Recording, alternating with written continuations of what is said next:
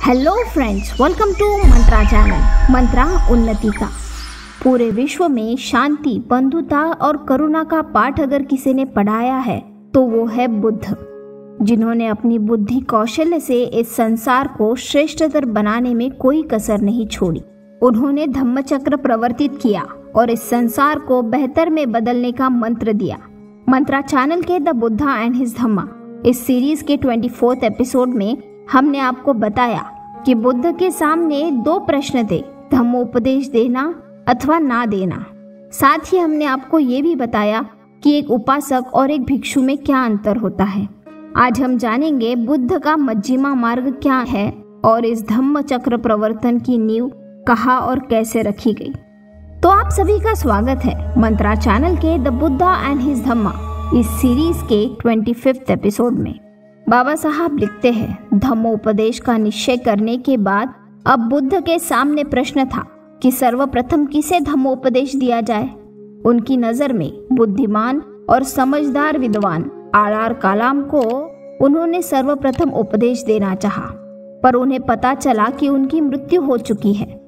Are कलाम की मृत्यु के बारे में पता चलने के बाद बुद्ध ने सोचा कि उद्दक रामपुत्र को उपदेश दे, पर उनकी भी मृत्यु हो चुकी थी।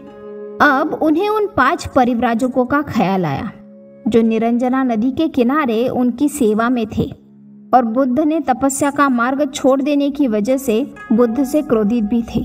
इसकी डिटेल्स आपको इस सीरीज के एपिसोड नंबर 13 में मिल जाएगी। अब उन 5 परिव्राजकों को उपदेश देने की इच्छा से बुद्ध ने उन 5 परिव्राजकों के ठौर ठिकाने का पता लगाया। जब उन्हें पता चला कि वे सारनाथ मतलब वाराणसी के इसी पतन के मुर्गदाय में रहते हैं, तो बुद्ध उसी दिशा में चल पड़े।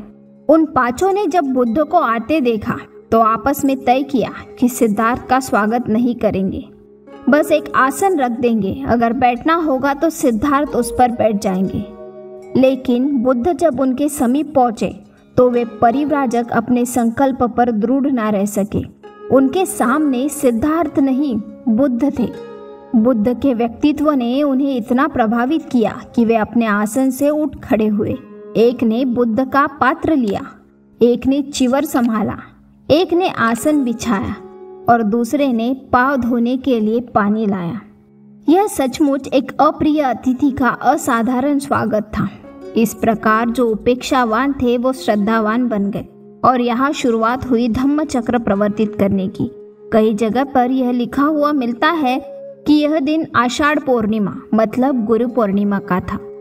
अब एक दूसरे का हालचाल जानने के बाद परिव्राजकों ने पूछा, क्या तपश्चर्या और काया क्लेश मतलब खुद के ही शरीर की उपेक्षा करना आप इसमें मानते हैं? बुद्ध का उत्तर नकारात्मक था। बुद्ध ने कहा, 2 सिरे की बात है, 2 किनारों की बात है। एक मौज करते हुए काम भोग का जीवन जीना और दूसरा किनारा तपश्चर्या और काया क्लेश सिखाता है। एक सिरा कहता है खाओ पियो मौज करो क्योंकि एक दिन मरना ही है, और दूसरा सिरा बताता है कि तमाम इच्छाओं का, वासनाओं का और वास्तविक प्रवृत्तियों का त्याग करो क्योंकि वह पुनर्जन्म का कारण है, मुक्ति के मार्ग में बाधा है। बुद्ध ने इन दोनों मार्गों को मानव कल्याण में असमर्थ पाया। वे मध्यम मार्ग को मानते थे, मतलब बीच का मार्ग, जो कि ना तो काम भोग का मार्ग है ना काया क्लेश का। बुद्ध ने परिव्राजकों से प्रश्न किया। बुद्ध ने कहा, आप मेरे एक प्रश्न का उत्तर दीजिए। जब तक किसी के मन में स्वर्गीय भोगों की कामना बनी रहेगी तब तक क्या उसकी तपश्चर्या व्यर्थ नहीं जाएगी? मतलब तपश्चर्या कर सभी इच्छाओं और कामनाओं का त्याग करने वाला मुनि अगर स्वर्गीय भोगों की कामना करता है तो उसकी तपश्चर्या भंग हो जाएगी। तो सभी परिव्राजक बुद्ध से सहमत हुए। आगे बुद्ध कहते हैं, जब आप अपने आप पर, अपने मन और अपने शरीर पर विजय पा लेंगे तभी आप तृष्णा से मुक्त होंगे, तभी आप में प्राकृतिक इच्छा पूर्ति का विकार दोष पैदा नहीं होगा। सभी तृष्णा उत्तेजक होती है। एक इंसान अपनी वासना तृष्णा का गुलाम होता है।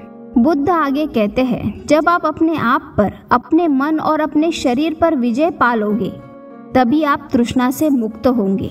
तभी आप में प्राकृतिक इच्छा पूर्ति का विकार दोष पैदा नहीं होगा। सभी तृष्णाओं के और काम भोगों के चक्कर में पड़े रहना मूर्खता की निशानी है। बुद्ध कहते हैं, अपने शरीर की स्वाभाविक आवश्यकता जैसे अन्न, पानी, इनकी पूर्ति में कोई बुराई नहीं है। शरीर को स्वस्थ बनाए रखना एक कर्तव्य है, अन्यथा तुम अपने मनोबल को दृढ़ बनाए नहीं रख सकोगे और ये प्रज्ञारूपी प्रदीप भी प्रज्वलित नहीं रह सकेगा। बुद्ध आगे कहते हैं, हे परिव्राजकों, इस बात को समझ लो कि आदमी को इन दोनों अंत की बातों से, इन दो सिरों से सदा बचना चाहिए। एक तो सदा तृष्णा और काम भोगों के चक्कर में फंसे रहना, जो सेहत और सोच पर असर करता है, और साथ ही दूसरा सिरा तपस्या अथवा काया क्लेश, जो कष्ट देने वाला, अयोग्य और पीड़ादायक है। इन दोनों सिरों के बीच का मार्ग ही बुद्ध का मध्यम मार्ग है। अब परिव्राजकों ने प्रश्न किया कि जब तपश्चर्या का त्याग किया, उसके बाद बुद्ध कहाँ गए और क्या किया? तो बुद्ध ने बताया कि वे कैसे गया गए और कैसे उन्होंने 4 सप्ताह तक निरंतर चिंतन किया, समाधि में कैसे नया मार्ग विकसित हुआ। अब परिव्राजक बुद्ध का नया मार्ग जानने के लिए अत्यंत उत्सुक हो उठे। उन्होंने बुद्ध से प्रार्थना की। बुद्ध ने उनकी प्रार्थना स्वीकार की। बुद्ध ने अपनी पहली बात बताई, सद्धम्म को आत्मा परमात्मा से कुछ लेना देना नहीं। बुद्ध के धम्म को मरने के बाद क्या होता है, इससे कुछ लेना देना नहीं। बुद्ध के धम्म का केंद्र बिंदु आदमी है, आदमी का मन है।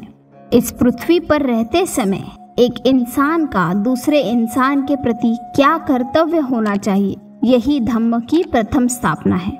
दूसरी स्थापना, संसार दुख, दारिद्र्य और कष्ट से भरा है।